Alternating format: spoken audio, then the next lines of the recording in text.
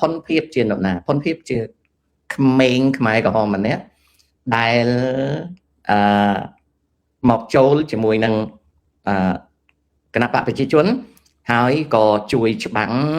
នៅក្នុងព្រឹត្តិការណ៍ផ្ទុះអាវុធកក្កដាឆ្នាំ1997បាទហើយមិនមែនជាមនុស្សសំខាន់អីទេក្រោយមកវាក៏ត្រូវគេបាញ់ស្លាប់ពីរឿងគ្រឿងញៀនបើតាមខ្ញុំគិតទៅវាជាក្មេងដែលគេបោកយកមកប្រើក្នុងឈុតឆាកនយោបាយសម័យហ្នឹងហើយក៏គេធ្វើវាស៊ីទៅអាហ្នឹង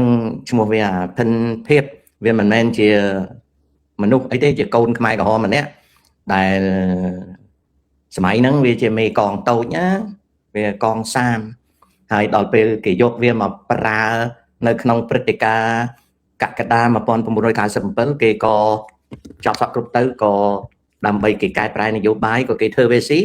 គេក៏ធ្វើវាស៊ីទៅគេប្រាប់ថាវាចរាចរណ៍គ្រឿងញៀនហើយកាលហ្នឹងគេឲ្យវាពាក់សាក់5ណាទៅឲ្យហុងសាមិត top play ណា this is an entertaining show